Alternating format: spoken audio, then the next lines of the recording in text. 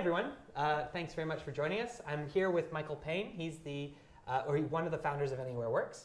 Thank you so much for joining me, and also thank you so much for hosting us this week. Thank you for the opportunity, and you all for being here day and night. It's pretty impressive what you've done, and I see you're at revenue, so yeah, exactly. That's good news. Yes, hopefully a little bit more. So those of you watching, get on it, please. It is more than last I saw. So. That's good. Yeah, that's a good thing. So I'd really be keen on kind of diving in a bit about your background, also the history of AnywhereWorks, because in different guises, actually, it's been around for a little while, and then what made you want to start this kind of collaboration space and bring it into the physical realm, I guess.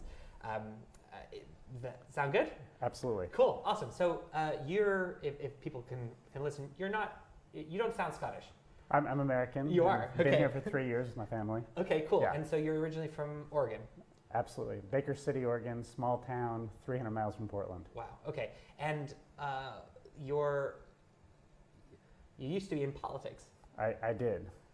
I met my co-founder that we started in business, but I met him when I was about 12 years old, I think, and at high school. And we were both very much into philosophy and learning, and so ended up running for office when I was 22, thinking that politics would be some way to make a difference. Yeah. But it was, and I actually got elected, which was surprising, and it was, I was a Democrat in a very conservative Republican district of the state. Okay. But I think it shows that people are open-minded to ideas, and really the problem I had with politics was there's a lot of division, you couldn't get things done, so business was a vehicle to make some change. So when you were thinking about how to make the most amount of difference, and you obviously said you thought it might have been politics, there was too much division, what then led you and your co-founder to start what eventually became AnywhereWorks? Why was that the route that you kind of went through to try and activate this philosophy? So we had zero money, and I mean zero money, and we started, we bought folding chairs for $9 each from Fred Meyer, and we found out that they're really uncomfortable to sit in, so we spent a lot of time on the floor. So we got a ground floor start. Right, ground floor start. And we looked at a lot of businesses, and we wanted something that scaled nationally and that wasn't geographically limited to make a bigger impact. So we ended up in Telecom. And okay. For years we were in Telecom, which is a terrible business, extremely low margin. The infrastructure is expensive and it's immediately outdated. Okay. So that really burnt my hands, saying we want no infrastructure, you want to be infrastructure light. Yeah, and that was back in the 90s? That was in 1994, so it's been 25 years. Okay, wow, okay. So most overnight successes are 25 years. Sure, and we're far from success, yeah. Yeah, well, what is it, like a day on Neptune is like 240 years. So absolutely, it's very relative. So it's very, very, very early. How did it evolve from working in telecoms to what now is AnywhereWorks? And also just maybe tell us a little bit about what does AnywhereWorks in terms of the organization, the company, what does that encompass? What do you do? So our goal is to provide software and services and tools to make it easy for more people to work anywhere. And so a world that's more inclusive and not just Silicon Valley based, nothing against Silicon Valley, but looking out to a wider world, including Scotland and Poland and Portugal and India, and a lot of people that are left behind. Africa, there's 1 billion people in Africa that don't have the opportunity, and there's a lot of talent there. And how we evolved from telecom, it was a low margin business for years of reselling telecom, and we did a lot of international calls, which took us internationally. Sure. And that was a higher margin in the business, so we were focused on international. But as telecom was deregulated and as the mobile phone changed the world, we could see that telecom was going to die. And we had infrastructure and billing platforms and took a lot of service for other businesses. We were doing it for ourselves. So from there we pivoted somewhat what we did and said, how can we do this for other customers? And we went through, it's a laundry list of different enterprises as we evolved. And we've bootstrapped the whole thing. Yeah. We started on credit cards. Yeah.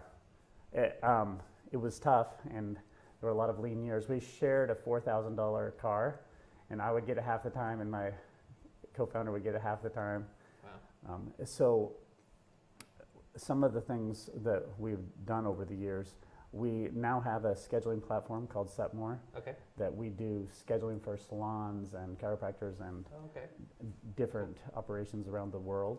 And we do a front office reception service for other companies that are working all over America and the UK and some in Canada. So expanding there to offer other people. We did creative work, and we did a lot of creative work for as an agency for Sure. other companies. Sure. It was difficult to find a way to any profits there. Yes. It was a lot of work. Yeah. So, and then over time, as we scaled, we were running out of space, and we're like, how are we going to do we need another warehouse in Boise, Yeah. and then flying back and forth. So probably 10 years ago, we started putting people at a distance. At the time, we used the word remote, and Sure, somebody was sure. remote.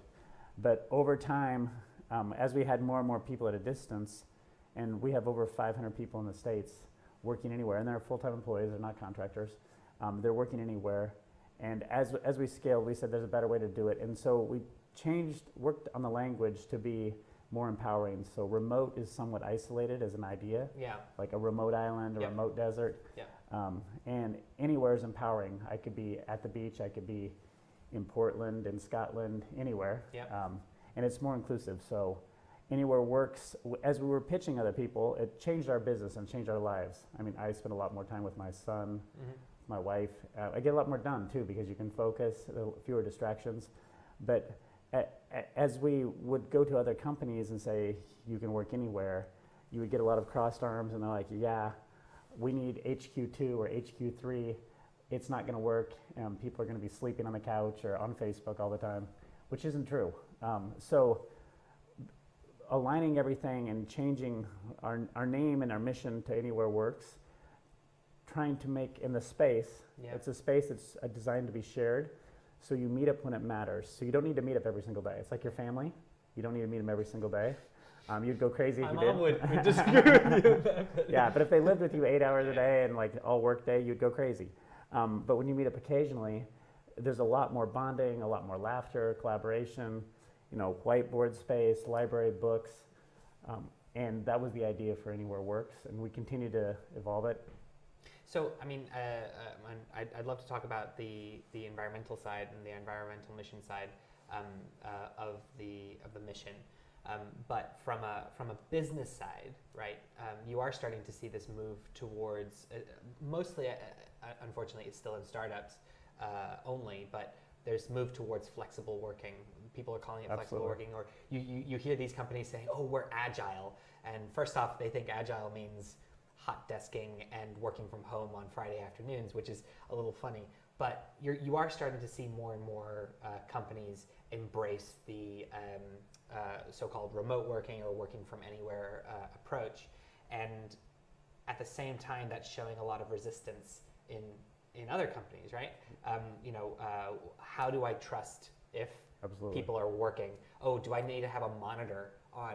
I know people who work for like law firms and banks and stuff like that, and they literally have something on their computer that just notices Logs when every they're keystroke. logs any keystroke, exactly. And the amount of data that must be generated by that. And you also have like terms that as you say, they go towards identifying the separation. Virtual assistants, which is I think empowering in a lot of different ways. Virtual, remote, outsourced. A lot of these terms Right. that certainly with us starting a new company, we hadn't really occurred to us that those terms were negative in a way, right? Yeah. We're remote friendly and I think when I told that to you kind of laughed. You're like, well, okay, that doesn't sound like a very friendly phrase. Why is there so much resistance to this? I think in the U.S. we're at 5% of people working remotely or Yeah. at home, anywhere, and 95% is still there. And it tends to be the new companies, and it's not necessarily younger people, but younger ideas that are the ones to change. I think Max Planck said, "Science advances one funeral at a time." And the dinosaurs take a lot of resources, Sure. and when things change, they're slower to adapt. And that's a Darwin quote as well, that evolution is not survival of the fittest, but it's the ones most adaptable to change.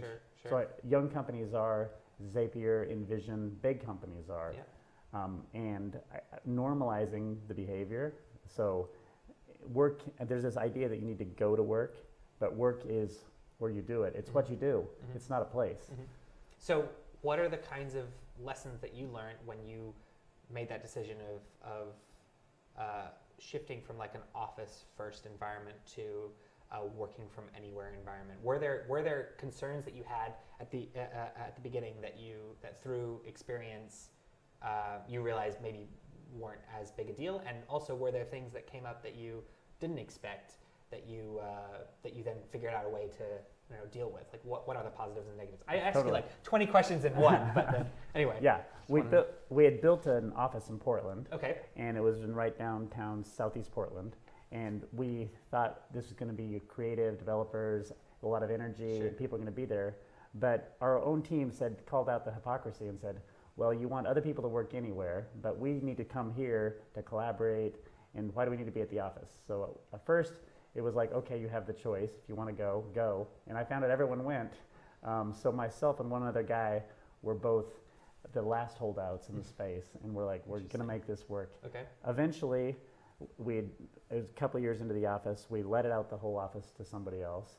We got back down to a garage. We started in a garage about 25 years earlier, and it only took us 20 years to get back to a garage. Yeah. Okay, good. So we're literally have a garage door in the front, and that's where we are today. And one thing along the journey that we found, and as you go anywhere, it can become isolating, and it can become remote. Sure. So the space here is an idea to make it's still valuable to meet up. Seeing you in person is really valuable. It doesn't have to be every day. So more of those meetups. So this space is designed more to be a meetup space, and be able to collaborate there.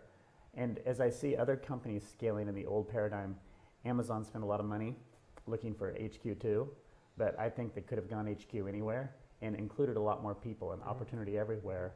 And when you geolocate a opportunity in San Francisco, Silicon Valley, houses in Cupertino are $1.4 million. And life, even though they're highly compensated, life is difficult and there's a lot of sacrifice. But if you go anywhere, it's more scalable and it's more inclusive. And that was the promise of the internet, to include people. Yeah. But ironically, it's the tech companies, and I believe it's Emily Chang has a book called Brotopia that have created this yeah, it's a good book, but they've created these campuses that are very disinclusive, that are overwhelmingly male, and that don't, that leave a lot of talent and opportunity, push it aside because of the model. They need a more inclusive model.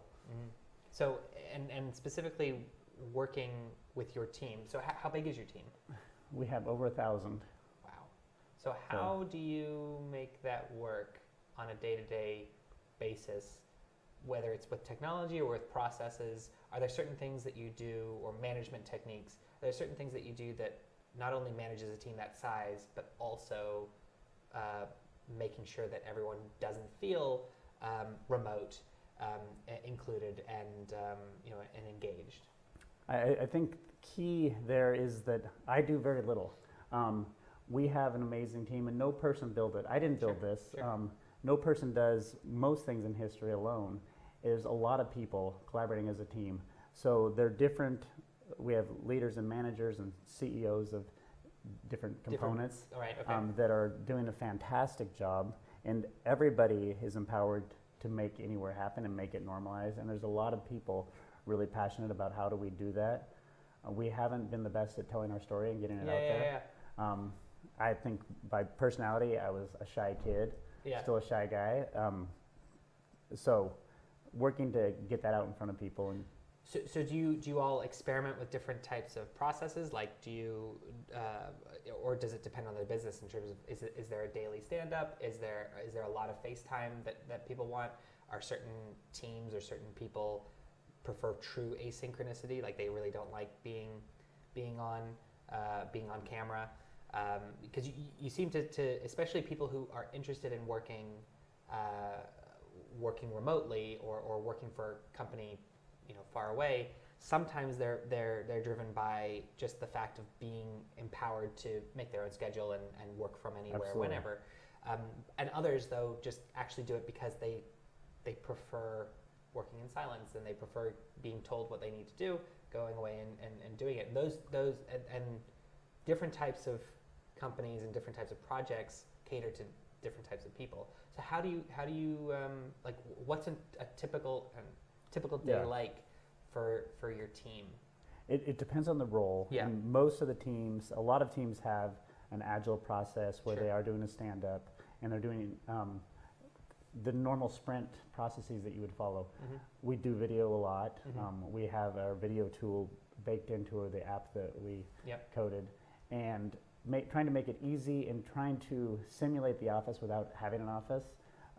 So I would say some roles you need to be there when the customer Yep, is at of your course. door. The doors have to be open. Yep. So some roles require a more fixed schedule. Other roles have more flexibility if it's not required.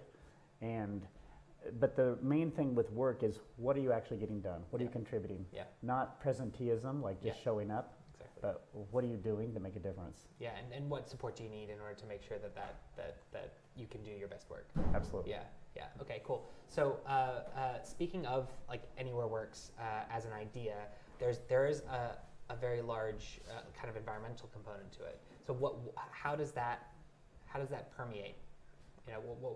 Why focus on sustainability and a carbon footprint? And tell me a little bit about. Absolutely. I would say I was a philosophy major. Yeah. Ideas motivate me. We can't take things with us. Sure. You and I and most of us living today are going to get at most 30,000 days. So every day we have, what can we do that would carry forward? Sure. As far as the issue facing our generation, climate change, the International Panel on Climate Change says we have 12 years really to avert a climate catastrophe, where you get this feedback loop that we can't control. And so we're at 408 parts per million of CO2 right now, and every month it keeps ramping up. And you can just go on the internet right now and say CO2 Earth, what is the current CO2? So as far as existential threats, if the biosphere, we have 25 miles essentially of biosphere, and if you go up very high, the oxygen, you get to Mount Everest, it's not very livable, right? Yeah. So we have a very small amount of livable atmosphere on this small crust of a planet, and we have to take care of that. And if we don't take care of that, we're all sunk. And the way that we're working and the way that we're living and consuming energy, it's not sustainable. If it can't go on forever, it won't. And it's not going to be able to keep going. So for us, how can we help do something that matters in the time that we have here? And if we can help the world work anywhere, change how the world works so that it's more inclusive, more distributed, it could reduce our carbon footprint and reduce the footprint of all the businesses taking all this infrastructure that they don't need to have and sharing it in a way to make it more space for people and less space for businesses. So the environmental aspect has really been a huge motivator. In our company, a core value of working anywhere, we have 3 values: learning, sharing, and giving back. So every person, every day, the expectation is learn 30 minutes a day, and you need to share it. You just can't hold in your knowledge. So if you're learning something, share it with me. If I'm learning something, share it with you, and give your comment or feedback. So this distributed learning, taking the best ideas from anywhere and compounding on them, because education is really the only way out of everything that we face as a society. And for me, business is a vehicle that we can organize a lot of people to say, how can we make a difference? In our society and the way capitalism and markets work, it's one of the more effective tools. So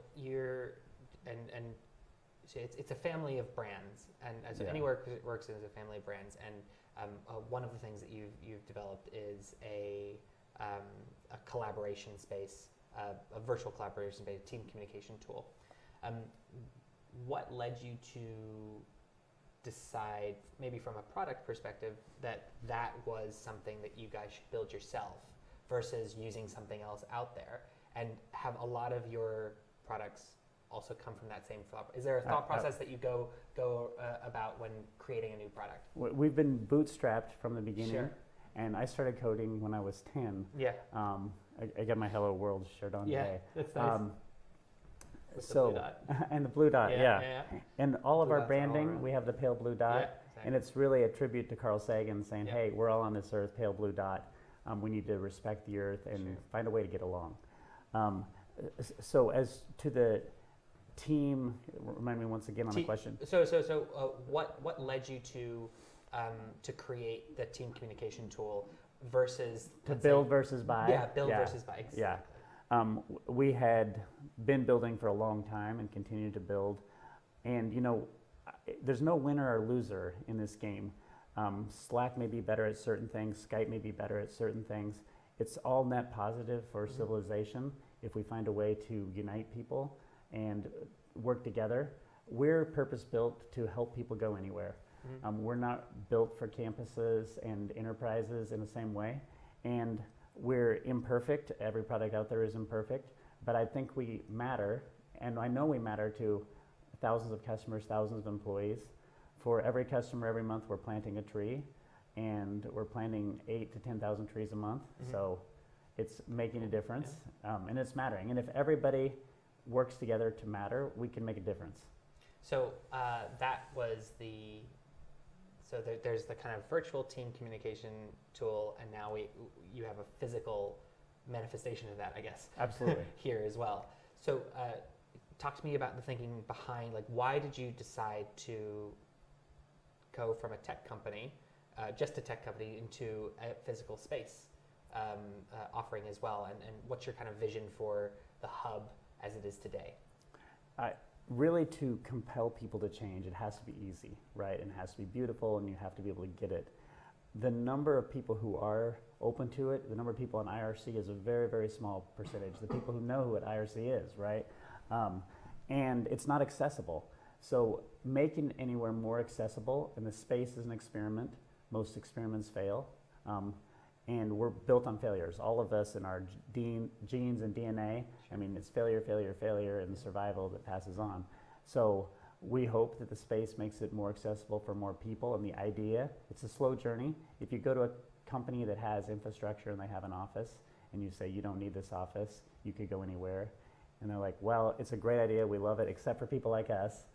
Our team is collaborative, and we get together and we do a group hug and sing the company song. You can do all that at a distance and still get something done. So this is kind of not a proof of concept, but a proof to maybe other types of companies to flirt with a different way of working. Absolutely. There's no reason in this room today, it's a team room, we've got a whiteboard, we've got books and collaboration tools. One team could be on a Monday, another team on Tuesday, another team on Wednesday.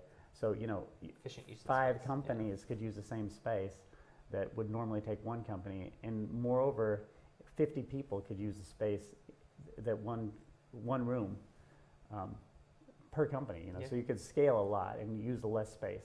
And is your vision to create more of these hubs? And If it works and there's some product market fit, as you know, sure. that is the main challenge. Exactly. And ideas, they have to come at the right time. The Newton was a great idea, but it was about a decade ahead of its time, and there was no adoption, and that's from Apple. So if Apple can fail at a mobile device called the Newton, the secret to happiness, and this is from Charlie Munger, who is Warren Buffett's sidekick in Berkshire Hathaway. He said, low expectations. So we have low expectations. We'll welcome failure, but I think there are a few people who will say, yeah, we want to be part of it. Cool. And what are those, maybe not expectations, but in terms of a vision, what does AnywhereWorks look like in 5 years? It's an evolution, and it's hard to say. The main goal for me is to survive, and to survive beyond ourselves. Simon Sinek has a new book coming out called Infinite Games, and I think it's fascinating. And business, as it's been played, has been a finite game. You build a company for 7 years and you flip it to a greater fool, and then they flip it to somebody else. And it's not a game that goes beyond ourselves.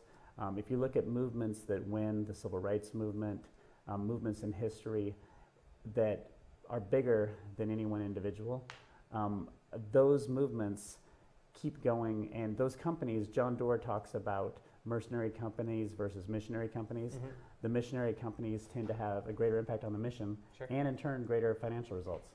Okay, cool. So it really is just about survival, and then just exploring where you can get product market fit in your various different Absolutely. businesses. I would say it's all about survival. Like all of evolution and all of history and business and life is survival. Yeah. And all the people that never survived and all the species that never survived, we don't know of today. Yeah.